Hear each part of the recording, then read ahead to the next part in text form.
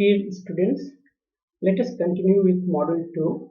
In this lecture video, we will be studying the sensor networks.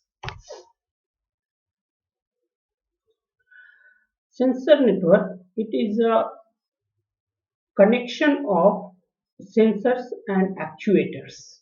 So, it is a network which connects sensors and actuators or some another smart devices so that all these devices can communicate with each other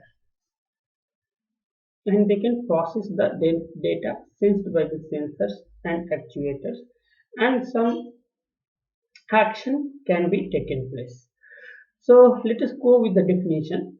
A sensor or actuator network, short form is SANET, sensor or actuator network, as the name suggests, is a network of sensors that sense and measure their environment and or actuators that act on their environment.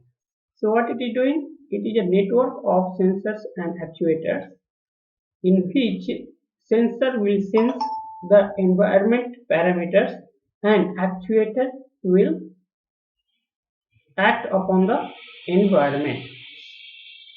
The sensors and or actuators in a SANET are capable of communicating and cooperating in a productive manner.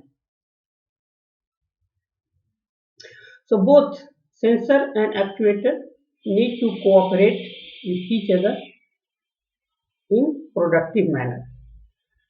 SANETs offer highly coordinated sensing and actuation capabilities.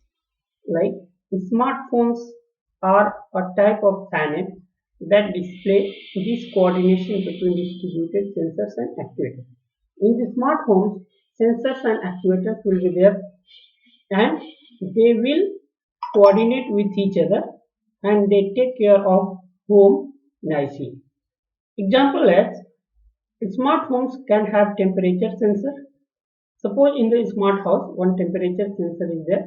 That temperature sensor will sense the temperature of the house, of the surrounding, and based on that actuator will take care of heating, ventilation, air conditioning things. It will actuator will take action upon heating, ventilation and air conditioning materials. When a sensor detects a specified temperature, this can trigger an actuator to take action and heat or cool the home as needed. Suppose sensor has detected high temperature, then it will send the signal to the actuator. Actuator, what it will do, it will process the data received from the sensor, and if the temperature is high, it will trigger the action in the home to cool the house. If the temperature is low, then it will trigger the action to heat the home. So next one is the wireless sensor networks. So wireless sensor networks are made up of wirelessly connected smart objects, which are sometimes referred to as modes. So as the name suggests, wireless sensor network, it is a sensor network, but all the objects are wireless. The following are some of the most significant limitations of smart objects. What are the limitations on smart objects in wireless sensor network? First, limited processing power, limited memory, lossy communication, limited transmission speeds, limited power. So the so many limitations of smart objects in wireless sensor network is it has a limited processing power, it has a limited memory because it is not connected with wire, and it has logic communication, means communication will not be noise free. Then limited transmission speed, it has a limited transmission speed and limited power. These limitations greatly influence how wireless sensor networks are designed, deployed, and utilized. These limitations greatly influence. So these limitations have influenced the wireless sensor networks, how it is designed, how it can be deployed, and how it can be utilized. Figure below, for example, you can see the figure below. Here so many sensors are there in a house. So each sensor will be sensing the temperature in its surround and will take the average of all the data received from the sensors. So here average 11.7 degree. So like that we make the system. So we won't have to depend on only one sensor because it will sense the temperature of only one corner. But in this way we can sense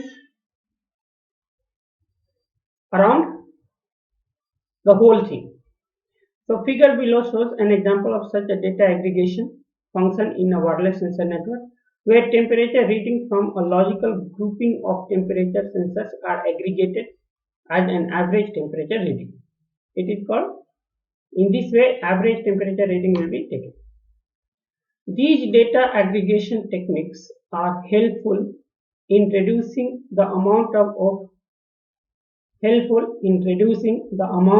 overall traffic or energy in wireless sensor networks with very large numbers of deployed smart objects.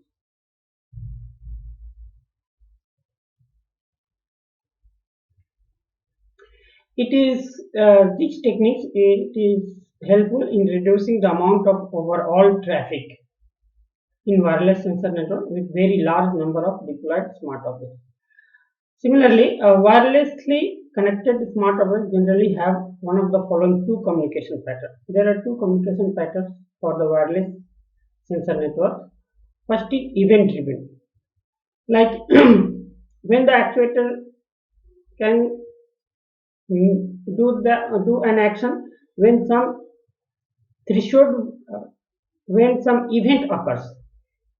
So when some event occurs, then only actuator will do the action. So transmission of sensory information is triggered only when a smart object detects a particular event or predetermined threshold. If the parameter has crossed the threshold value, then actuator will take the action. Then periodic. Transmission of sensory information occurs only at periodic interval. At some periodic interval, that transmission of sensory information occurs.